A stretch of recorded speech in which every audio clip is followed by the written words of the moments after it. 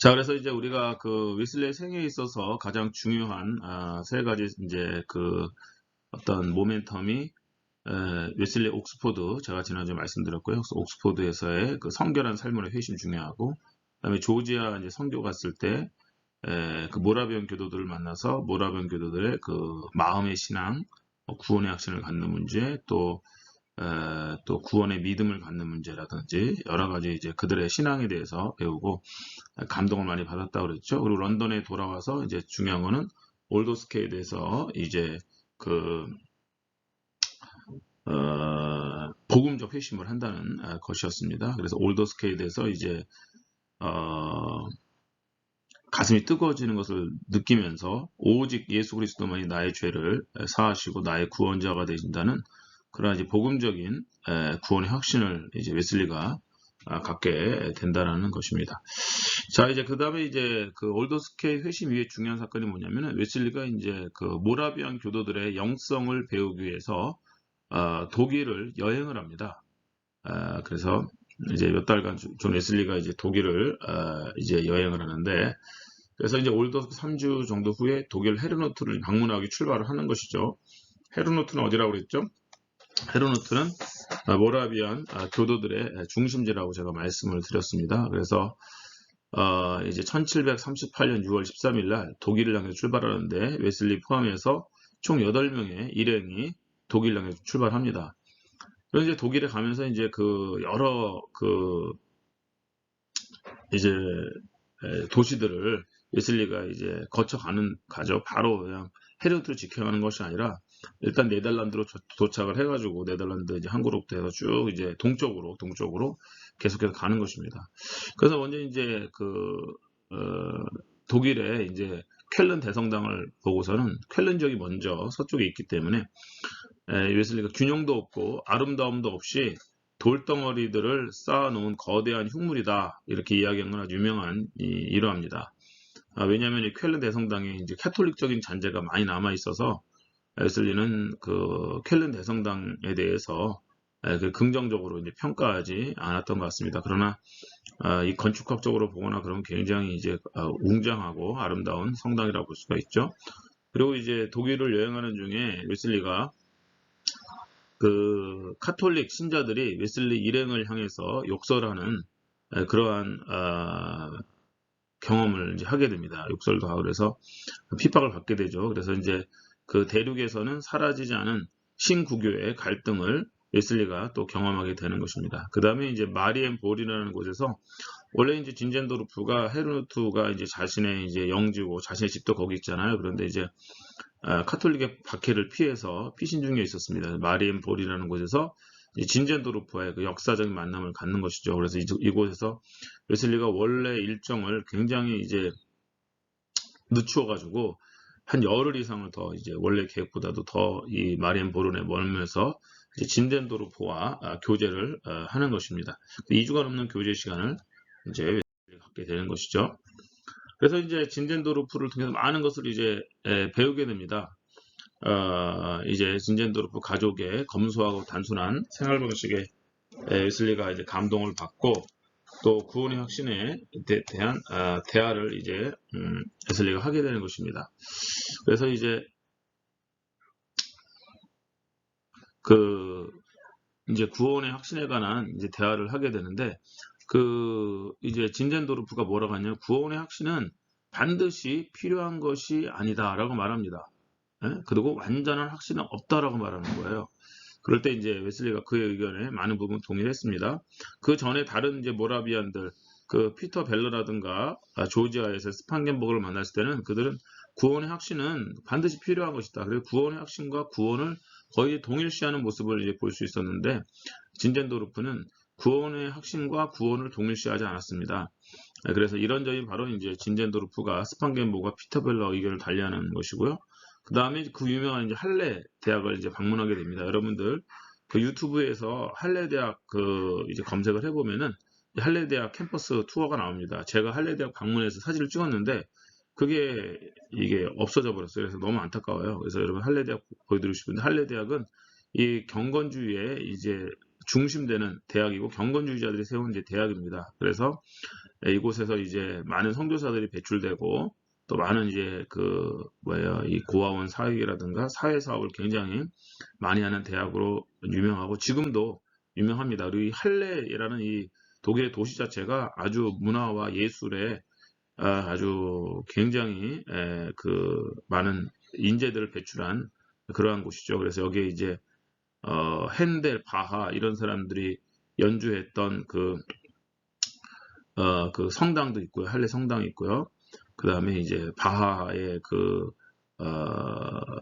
동상이 할례의 그 시가지 중심부에 쭉 세워져 있습니다. 그래서 여러분들 한번 보시면 좋을 것 같고요. 그래서 어쨌든 이 독일의 이 할례는 지금도 할례 대학은 지금도 있고 아주 좋은 대학이고 학교 이름이 조금 바뀌었어요. 이제 마틴 루터 앞에 붙고 막 그래서 좀 이제 이후에 어떤 대학과 합병을 했나 봐요. 그래서 바뀌긴 했지만은 어쨌든 할레 대학은 굉장히 유서 깊은 대학이고 독일 경건주의자들이 세운 그 경건주의의 배경이 있는 모라비안들이 세운 대학이다라고 보시면 되겠습니다.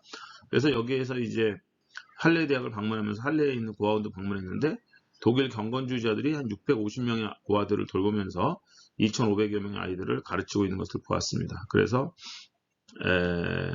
이후 웨슬리는 뉴캐슬, 브리스톨, 런던에서 고아원과 이제 병원을 웨슬리가 이제 설립을 하게 되는데 그것이 바로 웨슬리가 이제 독일을 방문했을 때 이 할레 대학, 할레 지역을 웨슬리가 이제 보고서 그러한 이제 경건주의자의 사역을 벤치마킹을 한 것이죠. 그래서 웨슬리도 하여튼 웨슬리는 일단 배웠다면 그것을 실천에 옮기는 데는 굉장한 탁월한 능력이 있었던 것 같습니다. 그래서 일단은 실천에 옮긴다. 배운 것은 좋은 것은 바로바로 실천에 옮기고 그래서 이 실행 능력이 굉장히 뛰어났던 분이 존 웨슬리인 것 같아요. 그래서 우리도 배울 필요가 있다고 생각이 됩니다. 그래서 좋은 것들은 바로바로 자기 사역에 이제 적용하고 또 수용하고 해서 좋은 사역들이 더 많이 확장될 수 있도록 하는 것이 또 우리 목회자들에게도 아주 좋은 이제 도전이 될 거라고 생각이 듭니다. 자, 그래서 이제 드디어 1738년 8월 1일 날 존 웨슬리가 헤르노트에 이제 도착을 하게 되는 것입니다. 그래서 이 헤르노트는 다시 말씀드리지만은 모라비아들의 고향이고 진젠도르프의 집과 영지가 있는 곳이고요. 이곳에서 공동 생활을 하는 이제 모라비아들의 집이 한 100여 채가 있었다 하고요. 또 700여 명의 고아를 돌보는 고아원이 거기도 있었다고 합니다. 헤르노트에. 그래서 그러니까 이 모라비안들이 정말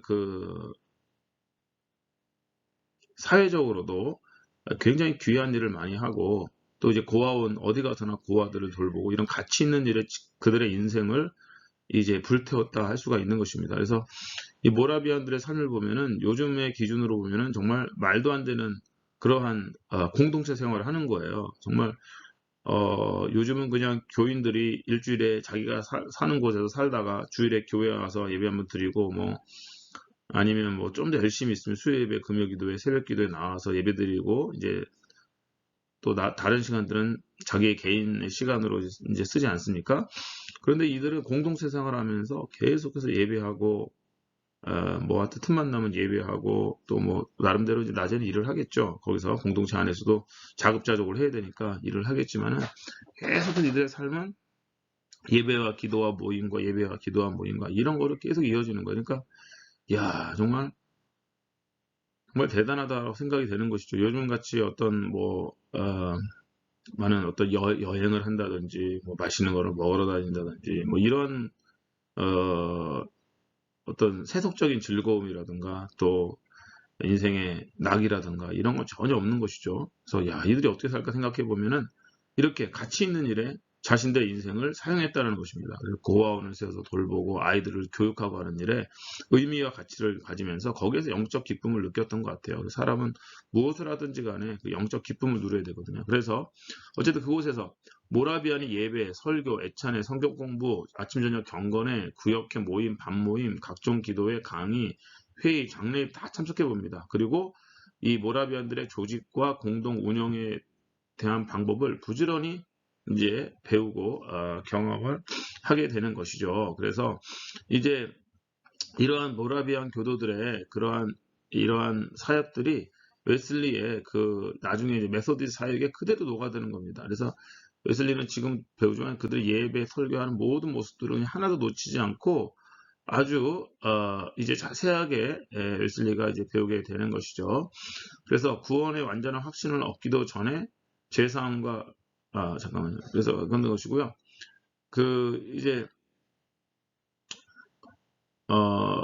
이제 이들에게서 이제 배우는 것이 무엇이냐면 구원의 완전한 확신을 얻기도 전에 죄사함과 칭의를 얻는 것은 흔한 일이다. 그래서 온전한 확신을 얻기도 전에 죄사함과 칭의를 얻을 수 있다. 그러나 역시 성령의 증거로 구원의 확신을 마음에 소유하는 것이 중요하다. 이렇게 웨슬리가 이제 그러한 신학을 정립을 하게 됩니다. 그래서 실천적인 그런 내용들과 함께 이런 웨슬리의 신학도 그곳에서 많이 정립이 된 것을 우리가 볼 수가 있습니다. 그래서 헤르누트의 고아원 학교에서 이제 그들의 교육과 훈련에 대해서 많이 배우게 되고요. 이후 헤르누트 고아원과 학교에서 배운 내용을 킹스우드 학교에 적용을 합니다. 나중에 웨슬리가 세운 이제 학교가 유명한 학교가 킹스우드 스쿨이고요. 이 킹스우드 스쿨은 이제 지금도 존재하는 그런 학교고 아주 명문 학교입니다. 그래서 지금은 이제 뭐라고 할까요? 하이 클래스 상류층 아이들이 다니는 그런 학교가 되었다고 하는데 어쨌든 이 당시에는 가장 가난한 아이들이 다니는 그런 학교였고 광산촌이면 킹스우드가 광산촌이니까 이제 광산촌에 있는 아이들, 가난한 지역에 있는 아이들이 다니는 학교였고 이 아이들에게 이제 그 기독교적인 교육을 이제 하는 엄격한 규칙에 따라서 하면서 키우는 그런 학교였다는 것이죠. 그리고 되돌아오는 게 사실 할례를 또 들리는 할례가 아마 그 길목에 있었나 봐요. 그래서 그곳에서 이제 경건주의 지도인 프랑키 교수를 만납니다. 정말 이때는 영적인 대가들, 지금으로는 전설로 남아있는 영적인 대가들이 다 한 시대를 살았어요. 그리고 그들이 만난다는 건 참 어떻게 보면 귀한 것입니다. 그래서 웨슬리, 진젠도르프, 피터 벨러, 그다음에 경건주의 아버지라고 해서 프랑케 교수 이런 사람들이 서로 만나서 교제한다는 것이죠. 그래서 오히려 근데 프랑케와 이제 대화하는 중에 프랑케는 그 독일 경건주의의 어떤 정통파라고 할 수 있죠. 독일 율터교 신자면서 독일 내에서 경건주의 운동을 일으키지만은 진젠도르프와는 조금 이제 결이 달랐던 것 같아요. 그래서 프랑케가 보기에는 진젠도르프와 그 형제들이 너무 신비주의로 지금 기울고 있다. 그렇게 이제 비판을 합니다. 그래서 이제 웨슬리도 프랑케를 만난 다음에 모라비안 교도들에 대해서 약간 비판적인 시각도 생기기 시작하는 것이죠. 그전에는 거의 이제 무비판적으로 거의 절대적으로 존경만 하다가 그들의 모든 것이 다 좋아 보였는데 이제 프랑케를 만나서 이야기를 하다 보니까 이들에게는 약간 위험한 요소도 있구나. 신학적으로 약간 이제 위험한 요소도 있구나 하는 것을 웨슬리가 이제 깨닫게 돼서 약간의 비판적인 그러한 시각을 갖게 된다는 것입니다. 일생 동안 3번의 유럽 여행을 하게 되는데 가장 중요한 건 이 첫 번째 여행인 것 같아요. 그래서 여기서 이제 자기가 조지아 선교 갈 때 만났던 모라비안 교도들의 그 순수한 신앙, 피터 벨러를 통해서 또 배웠던 구원의 확신 이런 것들을 확인하고 그들의 공동체 생활과 또 그들이 어떻게 그리스도인으로서의 공동체적 삶을 살아가고 거룩한 삶을 살아가는지 구별된 삶을 살아가는지를 이제 배우는 아주 중요한 여행이었고 이 여행에서 이제 배운 내용들이 후기에 웨슬리가 메소디스트 운동을 일으키면서 여러 가지 이제 메소디스트를 조직하고 운영하고 또 웨슬리 운동 확장시키는 모든 일에 이 모라비안 교도들의 그 영향이 굉장히 있는 것이죠. 그 배운 대로 웨슬리가 많은 부분을 수정하고 보완하면서 창조적으로 종합한다고 볼 수가 있겠죠. 배운 내용들을 토대로 해서 이제 메스 운영이 나간다는 것이고 어쨌든 모라비안 교도들을 통해 웨슬리가 도전을 받습니다. 비판적 시각을 갖긴 갖지만 도전받는데 그게 바로 모라비안 교도들에게는 원시 기독교, 초대교회의 모습이 있구나. 여기는 아직 남아있구나. 이 시대에도 초대교회 모습처럼 순수하게 형제 사랑하면서 자기들이 가진 것을 다 나누고 자기 것을 주장하지 않고 공동체 생활하는 이러한 사람들이 있구나 라는 것입니다. 그래서 저도 이제 한번 이런 공동체 생활에 대해서 잠시나마 한번 생각을 해봤어요. 그래서 뜻이 맞는 사람들과 함께 이 공동생활을 하면서 정말 모라비아 교도들처럼 이 초대교회 신자들처럼 살아갈 수는 없을까 하는 그런 이제 생각도 잠시나마 해보긴 했지만 역시 어렵겠다. 이제 그런 이제 결론을 이제 내리고 말았는데, 어쨌든 우리의 실생활에서는 현대 21세기에 살아가면서 이런 공동생활하기는 쉽지 않겠지만은, 어쨌든 그들의 정신만큼은 온전히 주님만 바라보면서 세상에 다른 일 하지 않고 하나님이 기뻐하시고 또 하나님이 영광 받으실 그런 삶을 그들이 이제 살아간다는 것에 대해서는 우리가 많이 도전받을 만하다라는 생각이 듭니다. 자, 그래서 이제 헤르노트 공동체의 일상은 어땠느냐? 이 모라비안 교도들의 그 하루 일상. 그래서 뭐 토요일은 온종일 중보기도에 집중하고, 그래서 이제 아침 집회에는 성령 안에서 평화와 기쁨의 찬송을 하고, 그래서 전에도 제가 말씀드렸지만은 웨슬리가 그 모라비안 교도들의 찬송가에 많은 은혜를 받아요. 찬송가를 많이 부르면 마음의 문이 열리고 성령이 임하는구나 하는 걸 이제 깨닫고, 그 메소디스트한테도 찬송을 많이 부르게 하는 것이죠. 이것이 이제 저교회 혹은 복음주의 교회의 특징입니다. 고교회는 아주 조용한 그런 이제 조용한 예배죠. 천주교회의 아주 거룩한 그런 의식도. 그러나 이제 저교회로 내려올수록 복음주의 교회로 내려올수록 이제 뜨겁게 찬양하고 어떤 형식에 얽매이지 않고 마음껏 기뻐하고 찬양하고 통성기도하고 이런 것이 보이는 것이죠. 그래서 여러분들도 이제 그 같은 그리스도인들이지만은 예배의 그 모습이 아주 천지차이라는 것을 우리가 알 수가 있습니다. 그래서 아주 카톨릭적인 예전적인 예배가 있고 조용하게 예전적인 예배가 있고 아예 캐리스마틱하게 은사주의는 아주 뭐 그런 형식에 얽매이지 않고 막 말씀 선포하고 뜨겁게 통성기도하고 찬양하고 뭐 넘어지고 쓰러지고 웃고 하는 막 그런 현상까지 일어나는 교회들도 있지 않습니까? 그래서 그 예배에는 정말 다양한 그 형태의 예배가 존재한다. 그래서 어느 것이 옳다 말할 수 없고요. 성령의 진정한 임재가 있는 예배가 정답이겠죠. 그래서 아무리 뭐 기타 치고 뭐 밴드가 있으면서 막 하더라도 정말 그 하나님 중심이 되지 않고 내 감정에 치우치는 그러한 찬양이며 현대적 예배, 뭐 컨템포러리 워십이라고 한다면은 그곳은 정말로 성령이 역사하지 않는 예배가 될 수도 있는데 이제 조용한 예배를 할지라도 그것을 정말 깊이 있게 주님을 느끼고 바라볼 수 있는 것입니다. 또 반대로도 될 수 있어요. 이제 그 예전적인 예배 너무 형식적이 돼서 정말 주님에 대한 뜨거운 마음과 사랑이 없이 그냥 늘 습관대로 할 수가 있고요. 또 이제 현대적 예배를 드리면서 뜨거운 감동과 함께 할 수 있는 것이거든요. 그렇기 때문에 예배는 형식이 중요한 것이 아니라 예배자의 그 모습이 중요하다. 뭐 주님 말씀대로 신령과 진정으로 예배하느냐. 그래서 그 현대적으로 예배하든 전통적으로 예배하든 중요한 건 내 마음이 정말 주님을 향해서 하나님을 향해서 뜨거운 마음과 사랑의 마음과 경외의 마음과 그 예배의 마음을 가지고 나아가느냐가 중요하겠죠. 자, 그 다음에 오후 집회, 기도와 찬양, 세계에 흩어진 형제들을 보내온 세계에 흩어진 형제, 여기서 세계에 흩어진 이제 선교사들입니다. 모라비안 선교사들이 이제 전 세계로 이제 선교를 나갔잖아요. 그들이 선교 편지를 보내오면 그 편지를 읽으면서 세계 선교를 위해서 마음을 막 기도했다라는 것입니다.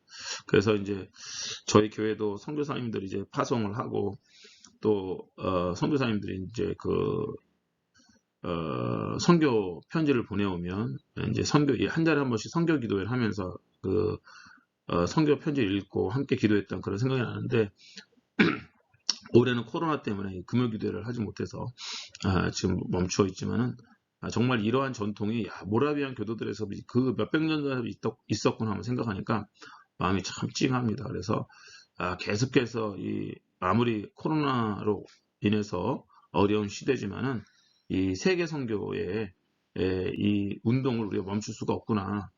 복음 전파의 이 사명을 우리가 멈출 수가 없구나 하는 그런 또 도전을 받게 됩니다. 또 저녁 모임은 권고와 말씀, 신입회원 환영, 중보기도 등의 내용으로 이제 이루어지고요. 그들의 엄격한 기도 규칙과 봉사 규칙을 웨슬리가 배우게 되고 여기서 진정한 기독교를 발견하게 됩니다. 아까는 뭐라고 그랬죠? 원시 기독교.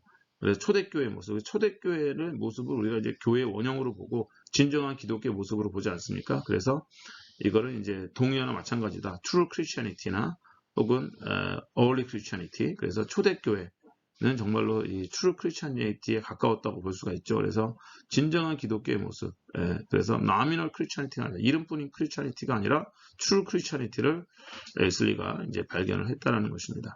그리고 이제 마음 뜨거운 성도에게 이제 warm-hearted fellowship이 그들에게 있었다는 것이죠. 그래서 정말 그들은 정말 진정으로 형제 사랑하는 것이죠. 형식적으로 사랑하는 것이 아니라 진정으로 형제를 사랑하는 모습을 우리가 이제 볼 수가 있는 것입니다. 그래서 그들은 진정으로 주님을 사랑하는 그런 모습이 있는 것이구나 하는 것을 볼 수가 있는 것입니다.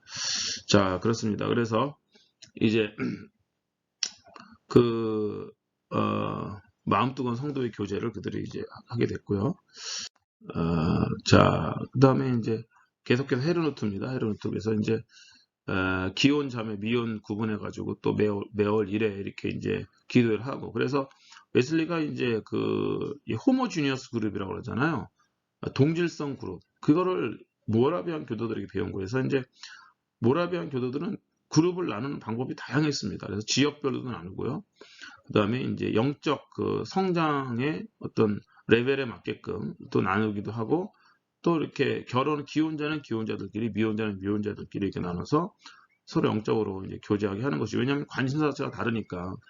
기혼과 미혼은 완전히 다르잖아요. 관심사가. 그러니까 기혼과 미혼을 섞어 놓으면은 서로 이제 살아가는 세계가 다르니까 공감대가 형성되기가 쉽지 않잖아요. 그러니까 이제 동질성 그룹을 만들어서 그들이 서로 이제 교제할 수 있도록 그렇게 이제 헤르트의 이제 모라비안 교도들이 이렇게 했는데, 그 소급을 나누는데, 웨슬리도 그걸 배워가지고 나중에 메소디스트들을 동질성 그룹으로 많이 묶습니다. 그래서 현대에도 이렇게 이제 동질성 그룹 끼리 잘 묶어주면은 시너지 효과가 이제 나타날 수가 있는 것이죠.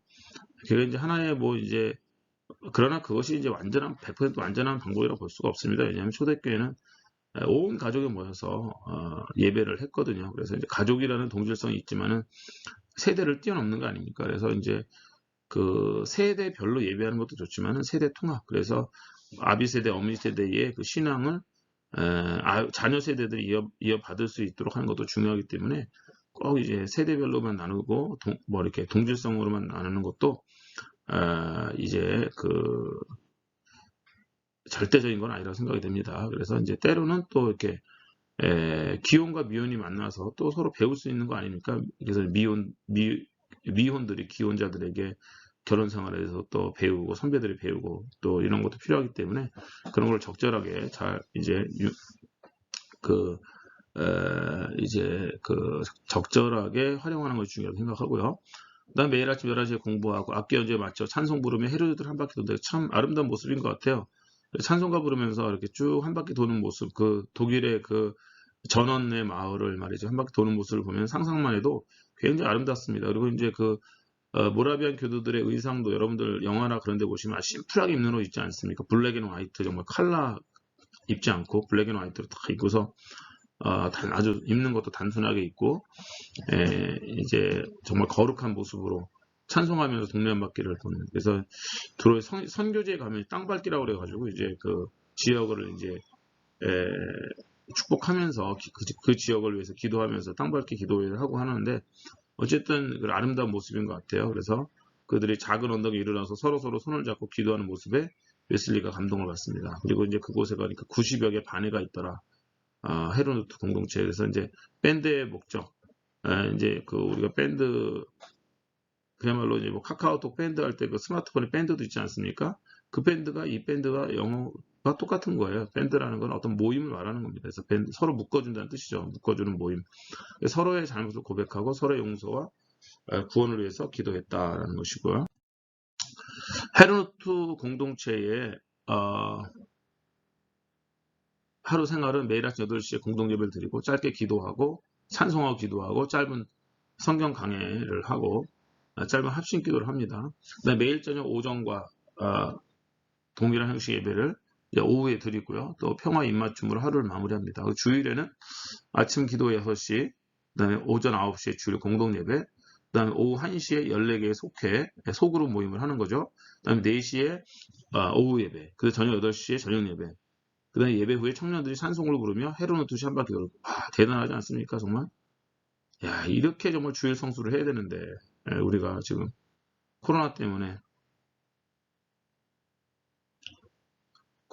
하고 있지 못하다는 걸 너무도 안타까울 뿐이고요. 사실 이제 요즘은 이제 그렇지만 제가 중고등학교 혹은 신학교 시절까지만 해도 거의 뭐 이것보다 더하면 더했지 어떻게 보면 덜 하지 않았습니다. 한국교회 열심도 여기는 아침기도 5시 했지만 제가 이제 요즘은 저희 교회가 이제 주일에 새벽기도 없지만은 원래 우리는 주일에 새벽 5시에 이제 새벽기도가 있었고요. 그 다음에 오전 8시에 일부 예배가 있죠. 그 다음에 이제 이거 끝나면 뭐 주일학교 9시에 주일학교 모임, 교사 모임, 모임이 많아요. 그 다음에 이제 11시에 주일 대예배 드리죠. 그리고 이제 끝나 점심 먹고 나면 오후 2시부터 뭐 중고등부 예배니 뭐 아니면 오후 예배니 쭉 있고, 그다음에 오후 사역이 뭐 이래저래 있고, 이제 저녁 좀 쉬었다가 옛날에 저 대학교 때 7시부터 또 저녁 예배가 있어요. 그러면 끝이냐? 저녁 예배 7시 예배 끝나 9시, 8시나 8시 반부터 성가대 연습이 있었어요. 제가 성가대 주의 됐었거든요. 성가대 연습. 그러면 끝나면 뭐 10시가 돼요. 그리고 제가 또 차량 운행도 했습니다. 성가대원들 다 차량 운행을 했어요. 그래서 성가대원들 다 집에 데려다주고 집에 오면 11시. 정말 이게 뭐 요즘에 아마 우리 전도사님들은 이렇게 제가 이렇게 한번 얘기하면 제가 또 라떼는 말이야 이렇게 되기 때문에 제가 조심스럽긴 한데 어쨌든 그렇게 사역을 했던 때가 있다라는 것이죠. 그래서 그때 생각하면 요즘은 좀 그래도 이거보다는 이제 플렉서블하게 하는데, 갑자기 이제 헤르노트 공동체 주일 하루 스케줄을 보니까 제가 옛날 생각이 나가지고 한번 말씀을 드렸습니다. 그래서 어쨌든 요즘은 너무 이제 저녁 예배 있는 교회도 거의 없고 그렇긴 하는데, 저도 이제 그렇게 하려면 이제는 제가 20대 때는 했는데 지금은 체력이 딸릴 것 같아요. 자, 모라비안의 모든 사역의 한 가지 특징은 뭐냐, 여기 이제 제 화면 때문에 가려졌는데, 글씨가 가려졌는데, 마음의 신앙입니다. 제가 여러 차례 얘기했죠. 마음의 신앙이라고요. Heart of Religion, Religion of Heart, 미안해요. 죄송합니다. Religion, Heart. 자, 그래서 그렇게 하고, 자, 그래서 이제 그 다음에 여기에 보니까 결혼 예비학교도 하더라는 거예요. 결혼이 굉장히 신성하고 이제 중요한 거니까, 이제 예비 신랑 신부들을 모아다가 결혼 예비학교를 했어요. 야, 엄청나게 앞서가지 않았습니까? 사실 이 결혼 예비학교 이런 건 온누리교회라든가 이런 이제 지금 아주 가장 앞서가는 교회들, 트렌디한 교회들에서 하는 거라 생각이 하는데, 헤르노트에서 벌써 18세기에 모라비안 교도들이 결혼 예배하기를 했다는 겁니다. 그래서 하나님이 기뻐하시고 원하시는 가정의 모습이 무엇인지를 이제 공부할 수 있는 그런 기회가 있었다는 것이 너무도 귀한 것 같고요. 그래서 이제 어쨌든 이런 신앙 쭉 이제 웨슬리가 지금까지 헤르노트를 이제 경험한 것을 보면서, 야, 정말 이런 순수한 신앙이 무리바다 덕분같이 온 땅에 퍼지기를 웨슬리가 이제 바라는 마음으로 돌아왔다는 것입니다. 자, 이제 진젠도르프를 만나서 대한 내용을 좀 정리를 해보면요. 진젠도르프가 뭐라고 했냐면은, 칭의는 용서다. 칭의는 용서다. 그렇게 말했습니다. 그래서 이제 justification, forgiveness, 하나님이 우리를 의롭다 하시는 것은 우리 죄를 용서하시는 사건이다. 그래서 칭의는 용서의 다른 이름이다라는 거죠. 맞는 말이죠. 한 사람이 그리스도 나아가는 순간 그는 의롭게 된다. 그래서 우리가 의롭다 하심 얻는 것은 그리스도 나아가야 됩니다. 믿음을 가지고 그리스도 나아갈 때, 그리스도 영접할 때 의롭게 되는 것이고요.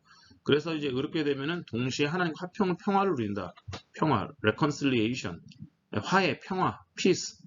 이 굉장히 중요한 개념입니다.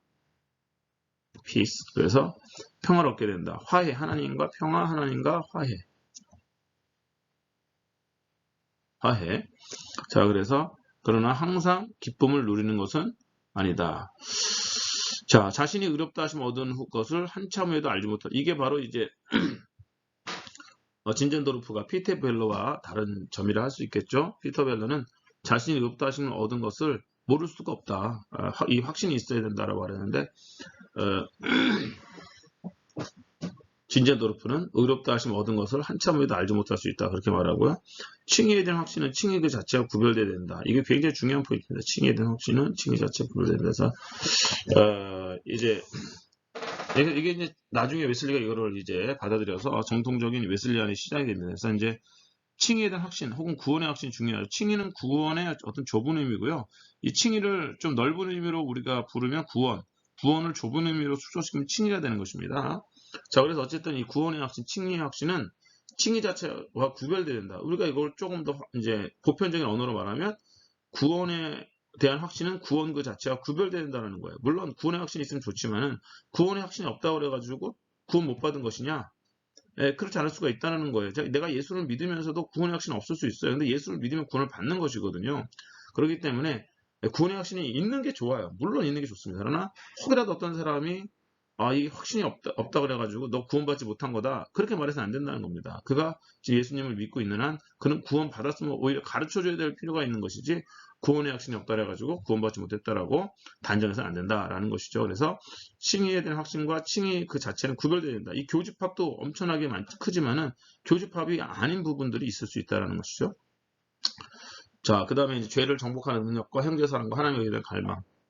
이들에게 있는 걸 보게 돼요. 그래서 죄를 형제사랑, 하나님에 대한 갈망이 있으면은 그게 영적 생활을 시작하는 것이다. 그래서 그리스도인이 죄를 정복하는 능력이 생겨나 점점점 죄와서 이기는 것입니다. 저희는 죄와서 지다가 이제 정말 조금씩 죄와서 이기고 형제를 더 사랑하게 되고 하나님의 의에 대해서 갈망하게 하게 되면은 이 사람이 이제 영적인 생활이 시작된 것이다. 이제 그렇게 볼 수가 있는 것입니다. 그 다음에 의롭게 되는 것은 하나님 안에서 새롭게 탄생하는 것이고 신생과 동일한 것이다. 그렇게 말씀합니다. 그래서 의롭게 되는 것.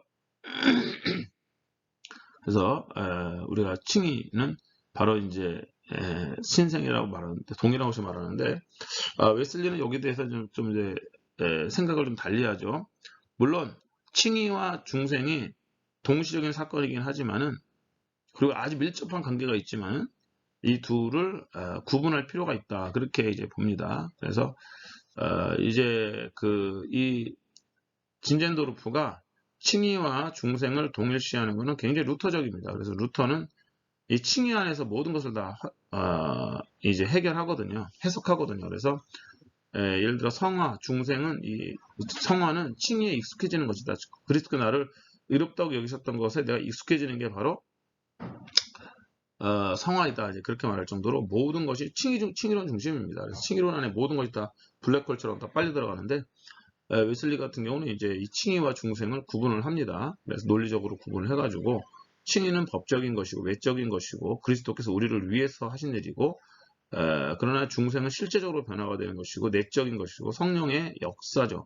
그래서 이제 하나님의 은혜의 역사, 내 깨뚫고 들어오신 실제적 변화다라는 것입니다. 그래서 논리적으로 구분할 수 있다. 분리될 수는 없습니다. 칭의와 중생이 분리될 수는 없어요. 나는 칭의 없는 중생이 없고 중생 없는 칭의가 없는 것입니다. 그래서 중생과 칭의는 결코 같이 가는 거예요. 동전양면과 같다. 그러나 양면을 떼어놓을 수는 없지만은 구분할 수 있는 것처럼 칭의와 중생도 분리할 수는 없지만은 구분할 수는 있다라는 것이죠. 그게 바로 웨슬리의 생각이었다. 자, 제가 밑에 써놨습니다. 그래서 이제 진젠도르프 같은 경우는 의롭다 하심의 확신과 의롭다 하심 자체가 다르다는 피터 벨러는 확신이 없으면 의롭다 하심이 없다. 이거 생각나는 웨슬리가 내가 처음 옛날에 벨러를 봤을 때는 구원의 확신이 없으면은 의롭다 하심도 없는 거다라고 말했는데 진젠도르프는 의롭다 하심의 확신과 의롭다 하심 자체가 다르다고 말하는구나. 그렇게 생각했다는 것이고요. 그리고 이제 진젠도르프 칭의와 신생을 동일시했습니다. 칭의와 중생을. 그러나 웨슬리는 구분했다. 제가 말했죠.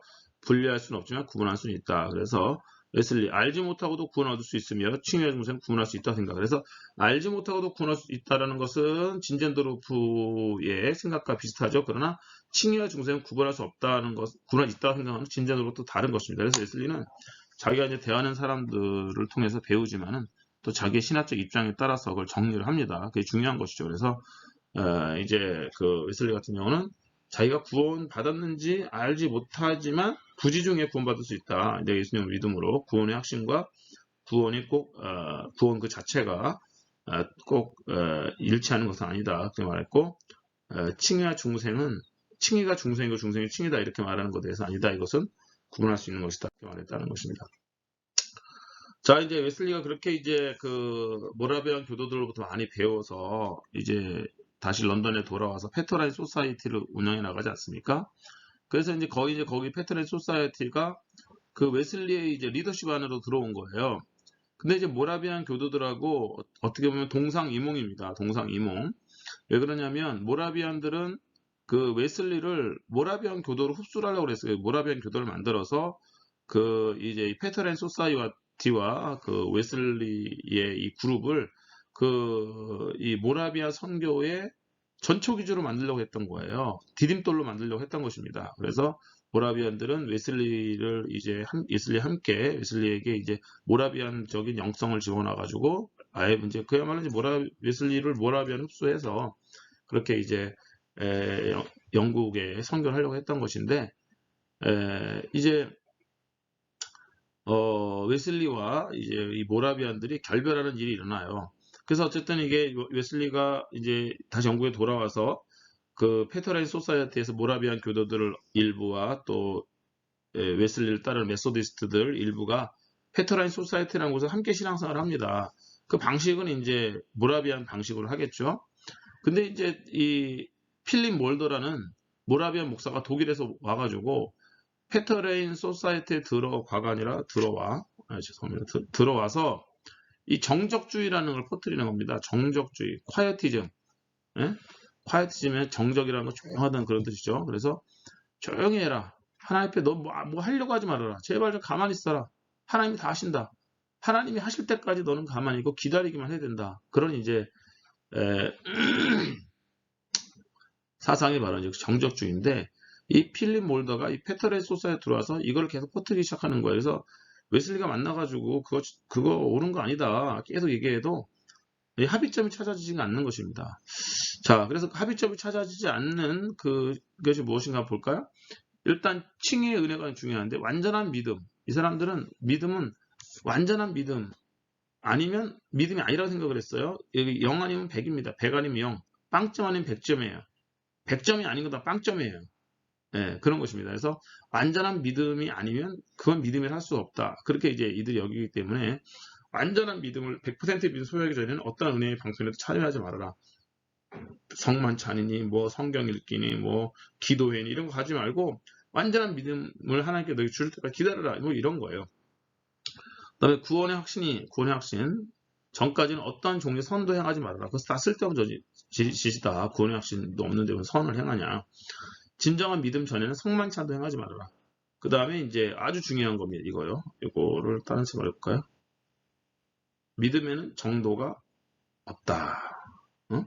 믿음에는 정도라는 바른 길이라는 뜻이 아니라 어느 정도, 뭐 이 정도 저 정도 할 때, 야 이 정도면 됐어, 저 정도면 그 정도입니다.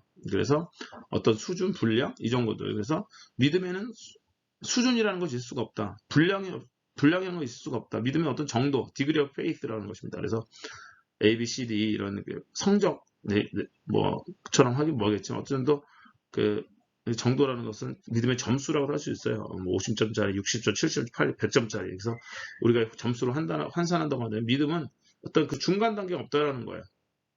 중간 단계가 없고 완전히 100점 아닌 빵점이다. 그것이 믿음이 전혀 없든지 완전한 믿음 두 가지뿐이다.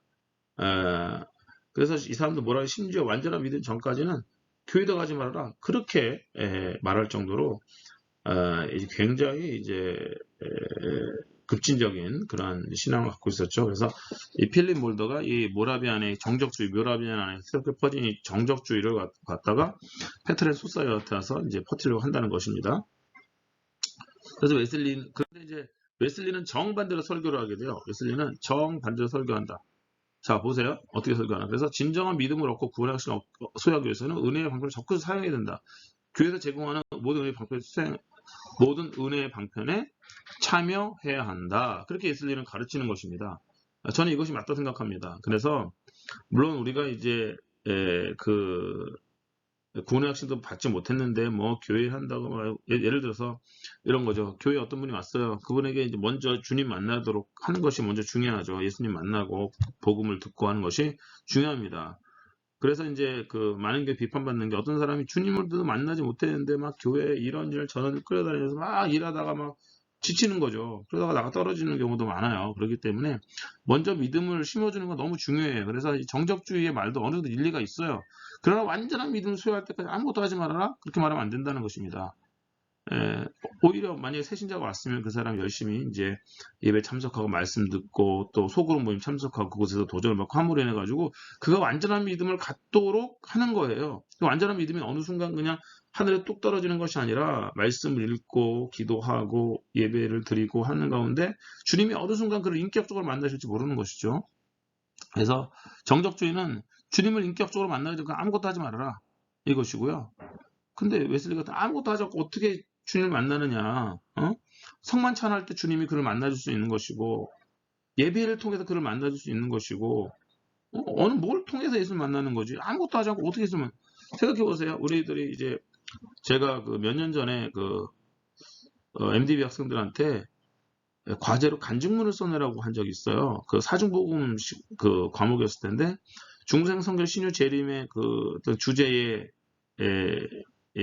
맞게끔 한번 주제를 중심으로 해가지고 그 간증문을 써봐라 그랬는데 대부분 50%가 넘나 60%가 넘는 그 신학생들이 어디서 회심을 했을까요? 어디서? 중고등부 수련회, 뭐 대학 수련회입니다. 수련회 가가지고 다 주를 만난 거예요. 만약에 그 이 정적주의처럼 야 네가 예수님 만나기 전에 수련회도 가지 마. 그랬다가 하면 예수님 만나서 회심할 수 있는 기회를 잃어버렸겠죠. 그런데 수련회도 가고 그곳에서 정말 찬양할 때 찬양이나 기도나 또 이렇게 설교자의 그 말씀을 통해서 그 은혜 받고 정말 그때 주님을 만나 구원 확신을 얻는 것이거든요. 그렇기 때문에 우리는 최대한 이런 은혜의 자리로 나아가야 돼요. 초신자일수록 자꾸 은혜의 자리로 나가야 돼요. 은혜의 자리에 인도해야 됩니다. 하나님이 어떠한 그 계기를 통해서 그를 만나줄지 모르는 거예요. 우리는 모르는 겁니다. 그러므로 어떻게든 은혜의 방편에 참여해라. 그 다음에 이제 웨슬리가 평생 주장하는 게 믿음에는 정도가 있다. 수준이 있고 분량이 있고 점수가 있다라는 거예요. 그래서 장성한 그 성인 같은 신앙도 있고 어린아이 같은 신앙도 있고 청소년 같은 신앙도 있고 믿음에는 정도가 있다는 것입니다. 믿음에는 자라감이라는 것이 있다는 자라감. 어린아이 신앙에서 장성한 분량으로 자라가는 신앙이 있다라는 겁니다. 그래서 그러나 이제 이 뭐라비든 something 여기 아니면 여기에요. 이 중간이 없는 것입니다. 이렇게 생각을 하는데 웨슬리 아니다. 중간에 수없이 많은 믿음의 단계들이 이제 존재한다. 이제 웨슬리는 그렇게 믿은 것이죠. 그렇기 때문에 더 성화를 향해 나아가야 되는 것이죠. 더 완전한 믿음을 향해서 전진해 나가야 되는 것이죠. 자라나가야 된다. 웨슬리 생각했다는 것입니다. 그래서 이제 이렇게 되면 이제 수없이 많은 이제 믿음들이 인정이 되는 거예요. 이들이 이끌어주려고 하는데 something or nothing이면 이들은 얼마나 교만해지겠어요. 자기는 100점짜리 신앙을 생각하면은 사실 그렇지 않은데 자기를 속이는 걸 수도 있잖아요. 사람이 어떻게 100점짜리 신앙이 되겠습니까? 자, 그래서 점차 몰드오프 웨슬리파로 분열이 됩니다. 페터레인 소사이티가. 그래서 웨슬리는 그들을 방법 없이가 아니라 방법 없이 목적을 이룬 사람들이다. 잘못된 가르침을 즉시 버리라. 이렇게 그래서 촉구를 합니다. 그런데 이제 계속해서 분열이 돼가지고 결국 이제 웨슬리가 18명의 그 회원들을 데리고 나옵니다. 그래서 페트의 건너편에 파운더리, 제가 지난번에 사진 보여드렸죠. 파운더리, 그 웨슬리 하우스에 있는 파운더리, 그거는 어쨌든 그런 거기입니다. 그래서 이제 파운더리의 장소를 마련해가지고 이제 독립된 신도회를 조직을 합니다. 그래서 이제 파운더리 신도회는 영국 국교회나 모라비안에 매이지 않고 순수한 그 최초의 메소디스트 신도회가 바로 파운더리 신도회입니다. 그래서 페터레인 신도회도 굉장히 중요하죠. 근데 거기는 이제 모라비안들을 같이 하는 것이고 모라비안들에게 배우는 오히려 입장이었다 한다면은 이제 모라비안들로부터 독립해가지고 웨슬리가 순수하게 그 감리교도들만의 감리교도들만의 신도회를 시작한 것이 바로 이 파운더리 신도회다 하는 것을 여러분들이 기억해 두시면 좋을 것 같습니다. 그 다음에 이제 영국 국교회가 이제 이러한 그 복음주의자들, 그래서 복음주의자라고 하면은 여기 제가 써놨죠. 칼빈주의, 침례교, 퀘이커, 메토디스트. 그래서 어떻게 보면 이제 종교개혁 영향에 있는 사람들, 그리고 이제 열정적인 설교를 하고 예배를 하고 이런 것은 이제 복음주의 혹은 저교회주의, 저교회라고도 불렀죠. 그래서 이제 뭐 형식보다는 그 복음의 능력 그 자체를 중요시 여기는, 영국 국교회는 카톨릭적이어가지고 형식적인데, 복음주의자들은 형식보다 그 복음 그 자체를 중요시 여겼죠. 어쨌든 복음주의자들에게 사이가 안 좋았어요. 왜냐하면 웨슬리가 감리교들을 만들어가지고 영국 국교회 신자들을 따로 이제 모아서 어떻게 무언가를 이렇게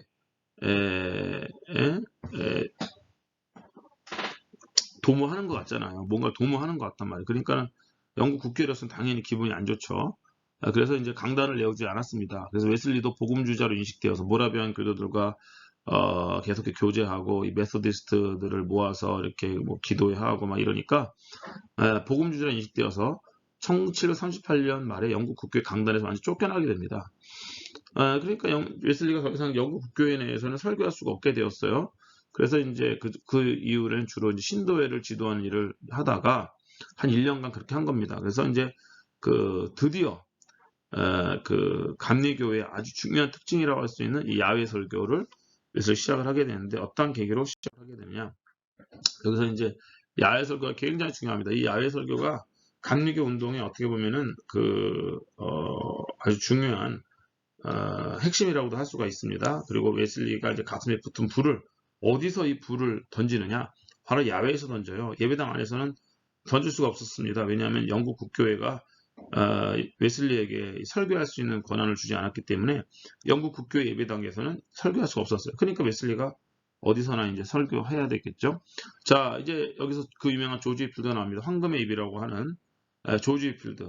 정말 조지 휘필드는 아주 탁월한 웅변가였대요. 그래가지고 설교를 너무너무 잘해서 이 조지 휘필드가 설교를 하면은 수천 명의 군중들이 모여들었다고 합니다. 그리고 이제 조지 휘필드는 이후에 미국으로 건너가서 조나단 에드워드와 함께 미국의 제1차 대각성 운동을 이끄는 아주 중요한 인물입니다. 그래서 존 웨슬리도 위대한 인물이지만 조지 휘필드도 어마어마하게 위대한 인물이에요.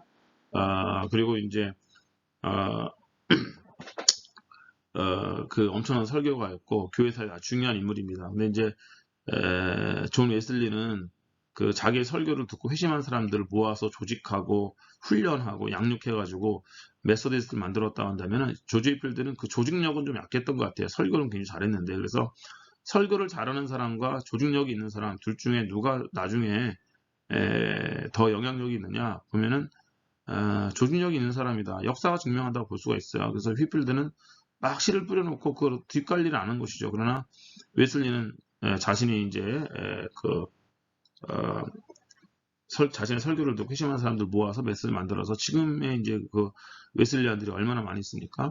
자, 그래서 어쨌든 조지 휘필드가 굉장히 위대한 설교가 있는데, 브리스톨과 킹스우드, 이 광산촌입니다. 아주 가난한 광산촌에서 이들은 이제 주일날 교회 가고 싶고 갈 수 없는 사람들의 일해야 되기 때문에, 그래서 이들에게 찾아가서 그곳 현장에서 복음을 전하는 겁니다. 근데 또 이제 조지 휘필드는 웨일즈 부흥운동 영향을 받아요.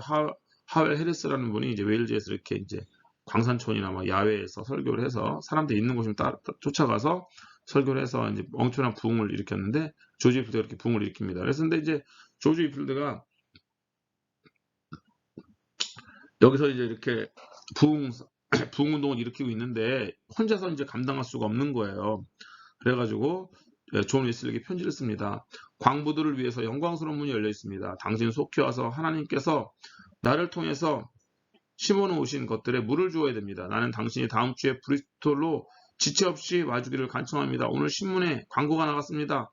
모든 사람들이 당신이 와주기를 간절히 바라고 있습니다. 그래서 이제 조지 휘필드가 존 웨슬리에게 오라고 그래도 존 웨슬리는 그때까지만 해도 고교주의적인 게 남아있었단 말이에요. 고교주의가 남아있었던 건 뭐냐면은 설교는 예배당 안에서만 해야 된다. 거룩하신 하나님 말씀을 거룩하지 않은 이 시장 바닥 같은 데도 시장 거리에서 전할 수 없다고 생각을 한 겁니다.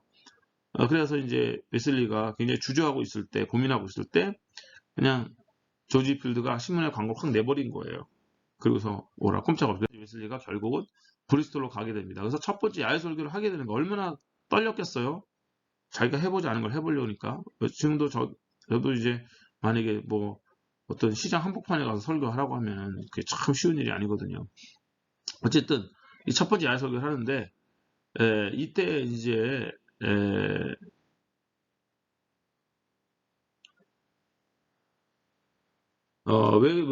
웨슬리가 왜 떨었겠냐. 영혼을 구원한 일을 교회 안에서 하지 않고 교회 밖에서 하는 걸 죄 짓는 것까지 생각을 했다라는 거예요. 웨슬리가 그만큼 고교주의자였는데 이 4월 2일 날 첫 번째 야외 소개를 하게 됩니다. 오데시쯤 변두리에 위치한 브리스톨의 변두리에 위치한 공터에서 3,000명 정도 사람들이 구원의 기쁨을 선포했습니다. 본문은 이사야서와 누가복음이었고요. 여기 많은 회심자들이 생기는 거예요. 그리고서 이제 이 회심자들을 이제 신앙을 강화시키고 조직을 했다는 것이고요. 근데 이제 어떤 놀라운 역사들이 나타나느냐? 설교를 듣는 중에 많은 사람들이 죄를 회개하고 큰 소리를 지르면서 영혼의 고통을 호소합니다. 그리고 뒤로 넘어져서 막 격려 현상이 나타나고 더러는 막 입신의 경지까지 막 들어갑니다. 그래서 웨슬리가 이제 계속해서 이렇게 놀라운 역사들이 나타나요. 그래서 이제 브리스톨 바스 등에서 야외 설교를 하는데 막 이렇게 많은 사람들이 했다는 것이고요. 그래서 이제 웨슬리가 야외 설교하고 나타나니 야 이거 여기에만 성령의 역사 나타나 이것이만 하나님의 뜻이구나 하고서 성경을 다시 봤더니 야외 설교가 구약의 예언자들도 보면은 이 들판에서 외쳤잖아요. 세례요한도 막 들판에서 외쳤잖아요. 어? 광야에서 외치고 들판에서 외치고 사막에서 신약시 예수님의 설교 방법, 세례의 설교 방법도 다 광야에서 외친 자의 소리가 있어. 어? 초대교회, 여기 초대교회인데요. 사도들의 설교 방법이었고 그래서 야 이것이야말로 하나님이 기뻐하시는 것이구나 하고서 더욱 용기와 확신을 가지고 설교하게 되었다는 것입니다. 그래서 이제 그 성경 안뿐만 교회에서 안 해도 많은 야외 설교자들이 있었다는 것이고요. 그 다음에 웨슬리의 설교의 중심은 칭의와 신생과 중생과 성함 이고 세 가지에 아주 포인트가 맞춰졌어요. 그래서 이제 값없이 주시는 은혜. 그 다음에 이제 보편적 속죄론. 누구든지 예수를 믿으면 구원 얻는다. 이 보편적 속죄는 왜 중요하죠? 칼빈주의 예정론과는 다른 것이죠. 예정론에서는 제한적 속죄론입니다. 제한적. 그래서 예수 그리스도는 그분의 그 피를 낭비하지 않으신다라는 그런 생각이 있어서 구원받지 못할 사람들을 위해서 흘리신 것이 아니다라고 이제 칼빈주의 믿는데 예정된 사람들은 구원받기 때문에 웨슬리는 보편 속죄론입니다. 예수님은 누구를 위해 다 죽으셨다. 그렇기 때문에 누구든지 예수를 믿으면 구원을 받는다는 것이고요. 그 다음에 마음의 성결과 삶의 성결, holiness of heart and life. 이거를 되게 강조를 많이 했습니다. 마음이 성결해야 된다. 그리고 삶이 성결해야 된다. 그 다음에 이제 웨슬리의 그 야외 설교에서 아주 중요한 것이 뭐냐면은 엄청난 신유의 역사가 나타납니다. 신유의 역사. 병자들이 낫고 성령의 능력을 체험합니다. 제가 여러분들에게 추천해드린 김준도 목사님의 그 존 웨슬리의 생애라는 책 이제 후반부를 보게 되면은 야외 설교 이제 이후에 웨슬리의 사역은 다 놀라운 이 기적의 역사들로 가득 차 있어요. 그냥 병자들이 낫다, 어떤 기적이 나왔다, 누가 낫다, 뭐 의사였던 사람이 뭐 신유를 믿지 않았던 사람이 낫다 하면서 뭐 웨슬리 생애 절반이 다 그거예요. 웨슬리가 야외 설교할 때 어떤 집회를 할 때 누가 쓰러졌다, 누가 소리를 졌다, 누가 울면서 자기를 회개했다, 뭐 누구의 병이 낫다 하는 막 엄청난 성령의 역사가 나타난다는 것입니다. 그래서 어떤 사람들이 말하기를 사중복음을 강조하는 이제 분들은 웨슬리에게 신유가 있느냐 그렇게 말하는데 그건 웨슬리를 정말 몰라서 하는 거고요. 웨슬리의 생애를 한 번도 읽어보지 않은 것입니다. 웨슬리의 그 생애 가운데는 정말 너무 많이 나타나서 오히려 광신주의자들이다, 열광주의자들이다 그래가지고 오히려 절제해야 될 정도였어요. 그 야외 집회를, 부흥 집회를. 그렇기 때문에 웨슬리의 생애에 있어서는 그 엄청난 신유의 역사들이 나타났다라는 것입니다. 따로 웨슬리가 이걸 신학적으로 정립하지는 않았지만은 그의 사역에서 뭐 너무도 많이 나타났다는 것이고요. 그리고 이제 웨슬리가 나중에 자기 이제 부친의 부친께서 목회하시던 사무엘 웨슬리가 목회하던 에프워스에 방문했을 때 웨슬리는 설교권을 박탈당했잖아요. 그래가지고 이제 교회의 문을 예배당의 문을 열어주지 않는 것입니다. 그래서 교회 정문에 있는 부친의 묘지에 설교했습니다. 저도 여기 가봤잖아요. 그래서 어쨌든 이렇게 웨슬리가 열정적으로 설교했다는 겁니다. 어디를 가든지 설교하고 복음을 전했다는 거예요. 그래서 이제 이것이 전국으로 불을 붙게 됩니다. 그래서 서쪽에 있는 남서쪽에 있는 브리스톨, 그다음에 동남쪽에 있는 런던, 저 북쪽에 있는 뉴캐슬이 삼각형이 이루어요. 그래서 이 브리스톨, 런던, 뉴캐슬을 복음 전도의 전략적 삼각지를 삼아서 여기를 기점으로 해가지고 웨슬리가 전 영국에 이제 복음을 전하는데 웨슬리가 한 유명한 말이 있죠. I look upon all the world as my parish. I look upon all the world as my parish. 이렇게 이제 웨슬리가 말하는데 이게 요즘에 감리교에서는 the world is my parish. 세계는 나의 교구다. 이렇게 쓰는 것도 있는데 정확한 표현은 아닙니다. 웨슬리가 했던 정확한 표현은 I look upon all the world as my parish. 그래서 나는 전 세계를 all the world, 전 세계를 as my parish, 나의 교구로 본다. 는 건데 이거는 이제 감리교에서 얘기할 때 뭐 존 웨슬리가 세계 선교의 꿈을 가지고서 뭐 전 세계는 나의 교구다 하면서 나가 선교했다라는데 그런 의미가 아니고요. 웨슬리가 이제 이 교구권을 설교할 수 있는 교구권을 빼앗겼잖아. 영국 국교회가 허락을 안 했잖아요. 설교권을. 그래서 나는 어디서든 설교할 수 있다. 나는 어디든 나의 페리시를 본다. 그 말이에요. 전 세계를 나의 다 페리시 교구로 봐서 어디든 가서 복음을 전하겠다. 그런 이제 의미가 되는 것입니다. 그래서 뭐 복음의 열정이 있었던 거니까 뭐 전 세계에 뭐 선교의 열정이 있었다 그렇게도 해야 되겠지만 이것은 복음 전파 어디를 가든지 나는 설교할 수 있다 하는 그래서 전 세계를 나는 나의 교구로 본다 그렇게 말하는 것이죠. 그래서 어쨌든 이제 웨슬리가 이런 성서적 선교를 온 땅에 퍼뜨리는 것을 인생의 목적과 또 메소디스트의 목적으로 삼습니다. 1744년에 최초의 메소드 총회를 하게 되는데 여기서 메소디스트의 분명한 목적을 천명합니다. To reform the nation. 민족을 개혁한다. Particularly the church. 그래서 그 교회를 개혁한다. 여기서 그 교회 the church라는 것은 영국 국교를 말하는 거예요. And to spread the scriptural holiness over the land. 그래서 이 땅 가운데 성서 성결을 스프레드하는 것, 전파하는 것. 이것이 바로 메소디스트의 목적이다. 그래서 그렇게 말하는 것입니다. 그래서 킹스우드 학교를 그렇게 말하고요. 그 다음에 이제 그때 웨슬리가 이런 목적을 가지고 영국에 복음을 전하는데 이제 복음을 전하는 데 있어서 여러 가지 방법을 도입합니다. 그래서 이제 킹스우드 학교를 설립해 가지고 이 학교를 통해서 이제 아이들을 가르치기도 하고요. 또 이제 교구가 확장되면서 야외 설교, 순회 설교를 통해 가지고 전국적으로 확장이 되고 그 다음에 감리교 운동이 강화가 됩니다. 설교자를 소집해서 교리와 양육 실천에 대한 규범을 제시하고 공동의 비전을 이제 공유를 하는 것입니다. 그 다음에 이제 감리교의 중요한 것 중에 하나가 이 커넥셔널리즘입니다. 커넥셔널리즘을 굳이 이제 번역하자면 연결주의. 그 정도로 번역할 수가 있겠어요. 연결주의. 그래서 설교하고 회심자가 있으면은 그를 신도에 인도를 하고서 그를 위해서 평신도 지도자를 세워주는 겁니다. 그래서 계속 연결시켜주는 거예요. 사람들을 믿는 사람들 연결시켜주고 그래서 그것을 이제 감리교 연결주의다 그렇게 말합니다. 이것은 이제 뭐 자기의 출세를 위해서 인맥을 쌓고 하는 것과는 좀 다른 것이고요. 영적 성장과 성숙을 위해서 신앙을 위해서 서로 연대하고 또 서로 하나가 돼가지고 하나님 나라 세워가 교회 섬기고 또 서로의 신앙을 위로하고 격려하는 그런 이제 연결주의라는 것이고요. 그 다음에 이제 존 웨슬리의 이제 그 후반부의 삶이죠. 개인적 삶인데 존 웨슬리는 1751년 48세가 돼서야 결혼합니다. 신부는 메리 바질이라는 분인데요. 41세 3명의 자녀 둔 과부였습니다. 근데 그래서 이제 웨슬리는 그 메리 바질과의 사이에서 아기가 없어요. 그래서 이제 자기의 친자녀는 없는 것이죠. 그리고 이제 한 1년 정도는 그래도 어느 정도 이제 신혼의 그러한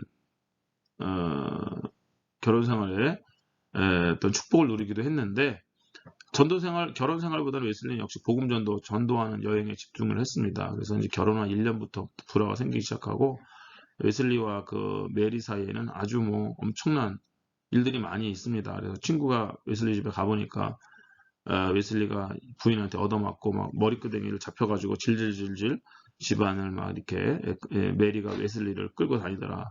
왜냐면 웨슬리는 이제 체구가 작으니까 막 그렇게 됐겠죠. 그리고 이제 웨슬리가 사역을 하는데 편지가 오고 그러면은 주로 이제 그 당시에는 다 이제 그 소통을 서신교환을 했단 말이에요. 그래서 이제 웨슬리에게 신앙적인 상담을 하는 뭐 여자분들이 보내는 뭐 편지도 있고 보면 그거 읽으면 이제 메리가 이제 오해를 하는 거예요, 남편을. 그래가지고 뭐 굉장히 불화해요. 그래서 거의 뭐 웨슬리가 뭐 1년에 한 번이나 부인을 볼까 말까 할 때도 많아. 그래가지고 어제 1771년 결혼한 지 20년 만에 메리가 집을 나가버립니다. 그 이유는 그 웨슬리는 이제 메리를 찾지도 않았어요. 그래서 1781년 10월에 죽어서 매장됐는데 웨슬리는 며칠이 지나서 알게 됐다는 것이죠. 그래서 실질적으로 웨슬리와 이제 메리의 결혼 생활은 1771년에 끝났다 할 수가 있는 거죠. 뭐 이혼하지는 않았지만 서로 뭐 집을 나가서 뭐 얼굴 보지 않았으니까 뭐 별거와 이혼 뭐 그 어간쯤 되겠죠. 그래서 웨슬리는 가정 생활은 행복하지 않았다. 그래서 많은 사람들이 웨슬리는 차라리 결혼하지 않는 편이 더 나았을 뻔했다. 그렇게 이제 해석하는 사람도 있는데, 그래서 이제 웨슬리 입장에서 보면은 메리가 되게 나쁜 아내인데 또 여성의 관점에서 보면은 웨슬리가 그렇게 좋은 남편은 또 아니었던 것이죠. 자, 그 다음에 이제 1745년 8월에 또 연회를 열고서 애뉴얼 컨퍼런스, 그 매년마다 하는 컨퍼런스를, 이게 바로 연회긴 연회입니다. 그래서 연회를 하려고 하고, 이때 이제 칭의와 성화를 조화시키고, 출판 사역합니다. 설교, 일기, 편지, 논문, 찬송가 등을 출판하는 사역도 하고, 근데 지역의 설교 고구를 나눠서 이제 체계화시키고, 아까 말했던 양육과 사역, 그래서 이제 아주 다양한 사역을 해요. 그래서 킹스우드 학교 세워서 어린이 교육, 무료 약국도 하고, 대출제도, 가난한 사람들을 위해서 대출제도 만들고, 의료 처방전. 그래서 이게 의료 처방전이라는 거는 민간요법입니다. 민간요법 모아가지고 그래도 그 당시에 이제 어느 정도 그래도 이제 권위가 있는 그런 민간요법들이나 그 당시에까지의 어떤 의료 적인 그 지식들을 사람들이 제공해가지고 병원에 갈 수 없는 사람들이 그 의료 처방전을 보고서 스스로 이제 고칠 수 있도록 그렇게 한 것이고요. 또 이제 아주 중요한 사건 하나가 미국의 선교사를 파송하는데, 감리교 선교사를 파송하는데 1771년에 프란스 에즈베리를 미국 선교사로 파송합니다. 이 프란스 에즈베리 굉장히 유명한 분입니다. 미국 감리교 아버지예요.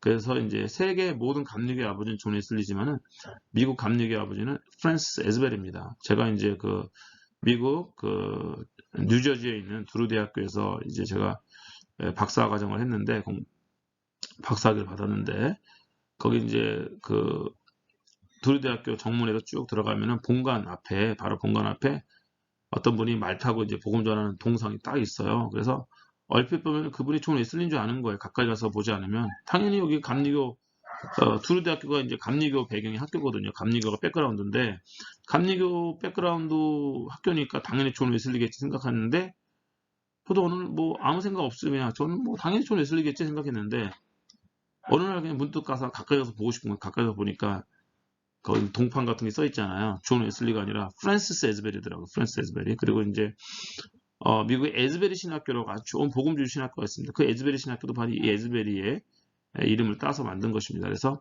프란시스 에즈베리가 미국 선교사로 파송되는데 나중에는 이제 독자적인 노선을 걸어요. 그래서 웨슬리와도 갈등 구조에 놓이게 되고 어쨌든 이제 미국의 감리교가 영국 감리교와는 다른 이제 노선을 가서 독자적으로 미국 감리교회를 또 세우게 됩니다. 웨슬리가 후계자를 지목하지 못했어요. 후계자로 존 플래처를 지목했는데 먼저 죽었고, 그다음 존 플래처가 죽으니까 찰스 웨슬리를 지목했는데 먼저 죽었어. 둘 다 건강이 안 좋았어요. 존 플래처는 폐병, 그 당시 유행했던 폐병, 요즘 전염병 얘기를 많이 하는데 웨슬리 18세기에도 그 폐병이 아주 그 사람들을 많이 이제 생명을 앗아가는 병이었고요. 찰스 웨슬리 늑막염 같은 거로 하여튼 고생하다가 이들이 먼저 죽어요. 그래서 결국 이제 웨슬리가 감리교의 그 후계자를 세우지 못하고 돌아가실 때쯤 돼서 100명의 설교자로 구성된 회의에서 의사결정을 하고 돌아가십니다. 그리고서 이제 1791년 3월 수요일 오전 아침에 The best of all, God is with us. Farewell. 그래서 가장 좋은 것은 하나님이 우리와 함께하는 것이다. 안녕. 그 말씀을 남기시고 이제 하나님 나라에 이제 천국에 들어가시게 됩니다. 자, 그래서 이것이 바로 이제 우리가 그동안 숨가쁘게 달려온 존 웨슬리의 생애라고 할 수가 있습니다. 여러분 이제 한 학기에 이제 절반 정도가 끝났습니다. 그래서 이제 존 웨슬리 생애는 이것으로 마치고요. 다음 주에 이제 그 중간고사를 보고 중간고사 이후에는 존 웨슬리의 이제 신학으로 이제 들어가도록 하겠습니다. 그래서 여러분들 한 주 동안 열심히 공부하셔서 중간고사 잘 보시기 바라고 중간고사의 문제는 존 웨슬리의 생애에 관하여 논하시오. 이 한 문제입니다. 여러분들 잘 공부하셔서 웨슬리의 생애에 대해서 또 정리해 보시고 하셔서 또 중간고사 전까지의 이런 공부한 내용들을 다시 한번 정리할 수 있는 그런 기회가 되시기를 바라겠습니다. 네, 그럼 이제 오늘 강의 이것으로 마치도록 하고요. 모든 분들 수고하셨습니다. 한 주간도 승리하시기 바랍니다. 감사합니다.